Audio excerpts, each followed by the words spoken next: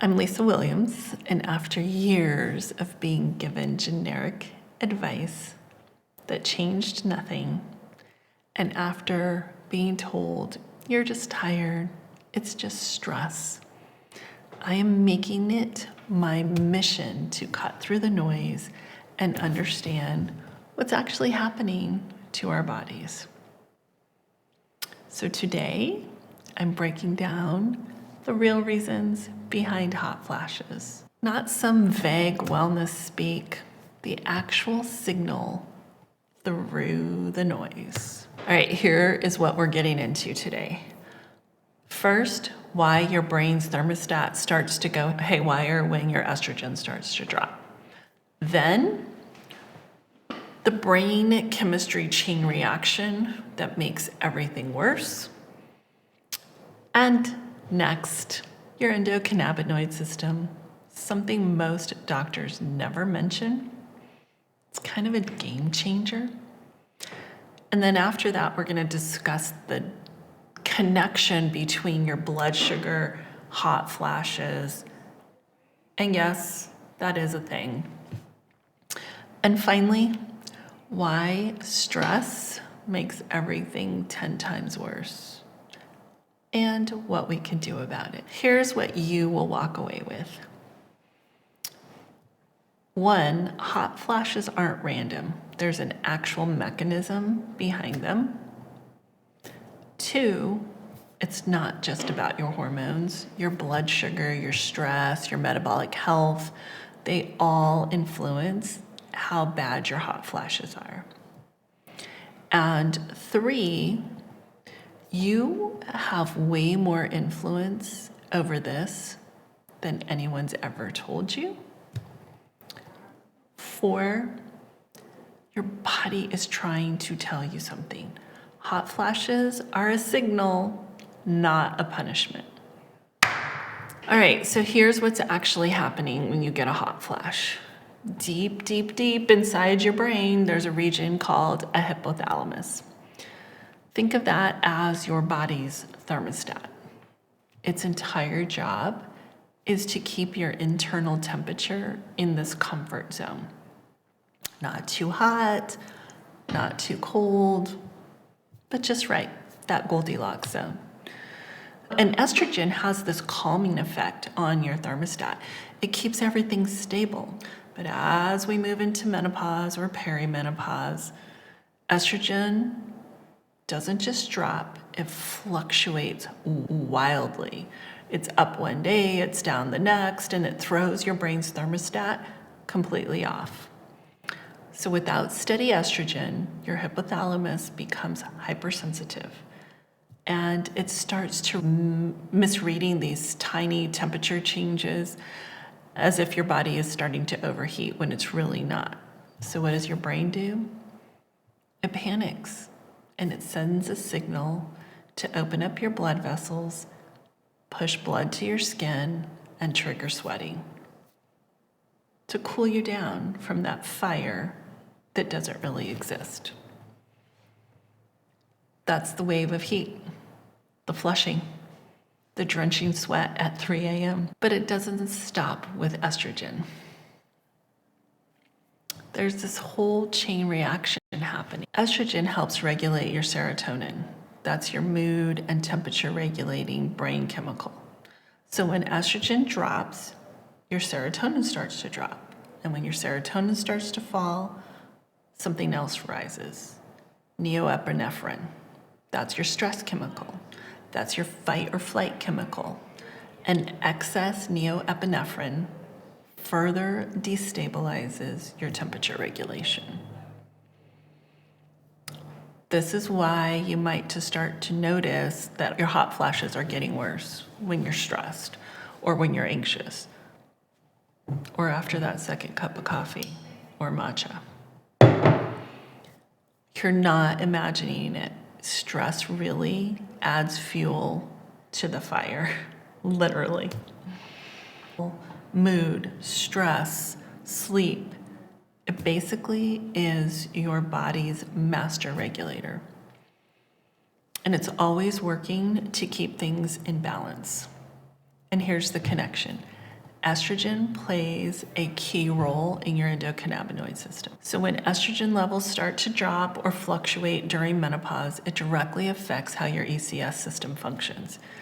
And some researchers believe that the disruption in the ECS system may be behind many of the menopause symptoms that you experience, that we all experience, including hot flashes, mood swings, sleep problems, anxiety.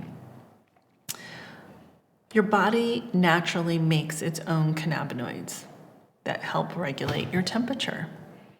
And when your ECS system gets thrown off with your estrogen falling, that temperature regulation fluctuation starts to get compromised.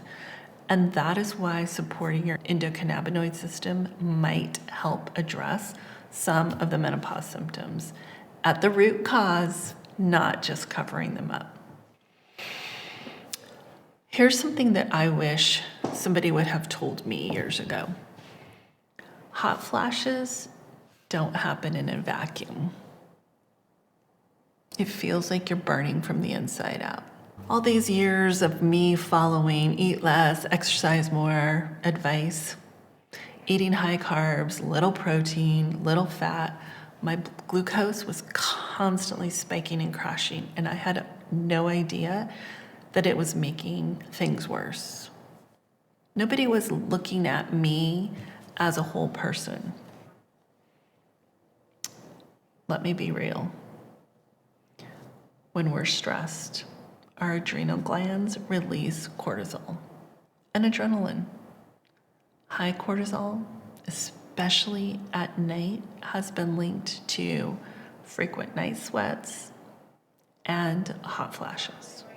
So stress and anxiety can trigger or intensify your hot flashes because your stress hormones tighten that temperature regulation window even further.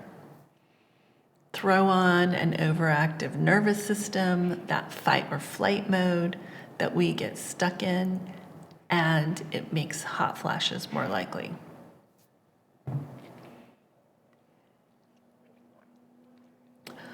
When you can start to engage in that calming response, that whatever works for you, whatever that breathing, walking, stillness, it can actually help. But part of what's driving your hot flashes is the state of your nervous system. And here's something else most people don't know. After your ovaries stop producing high levels of estrogen, your adrenal glands step in to provide a backup supply. They produce small amounts of estrogen precursors. But if your adrenal function is compromised from chronic stress, exhaustion, poor sleep, too much alcohol, you might not produce even that small buffer. I know that when I was personally going through that transition of perimenopause into menopause, I was going through a divorce, a very traumatic, high stress divorce. I had just lost my job. My kids were teenagers. I was selling my house.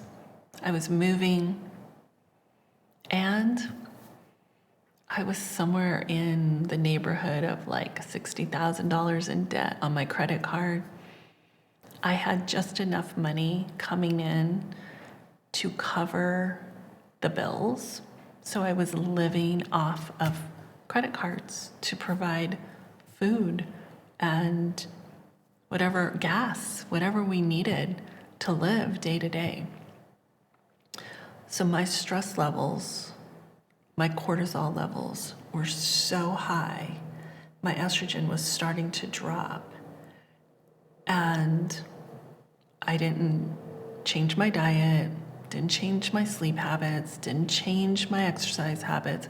I was exercising to the point of exhaustion. I was eating very little, and I wasn't getting enough sleep. So as you can imagine, all those symptoms were presenting themselves within my body. I had night sweats, I had hot flashes, I had mood swings, I had brain fog. All those things came crashing together. And then you add your thyroid. Your thyroid and your adrenals and your ovaries, they all work together like a triangle. And an imbalance in one affects the others. So when your thyroid and your adrenal glands are working properly and your metabolic health is good, your body can cope better with the drop in hormones. When they're not, your hot flashes can be more intense, more frequent. And if you're not addressing those root imbalances that often bring real relief, they're going to intensify. So here's where we land. Hot flashes are a natural part of menopause, but their intensity, that is influenced by your overall metabolic state. That immediate trigger is the estrogen withdrawal and the shifting of the brain chemistry. But underneath that, there are broader conditions. Your endocannabinoid system, your blood sugar, your stress levels, your adrenal functions. They all lower those threshold for the heat surges. Hot flashes are a signal from your body about underlying changes. You're just not randomly overheating. There's a real mechanism, and understanding is the first step to finding your balance. My goal is to help you focus on the signal through all the noise, to help you create agency, empower yourself with knowledge, because you deserve deeper sleep, clearer mornings, and a steadier mood. And if this resonates with you, hit that subscribe button and drop a comment. When do you notice your hot flashes are the worst? Is it stress, at night, after certain foods? I would love to hear from you. I'm Lisa Williams, CEO of Hello Again, and I will see you on the next one.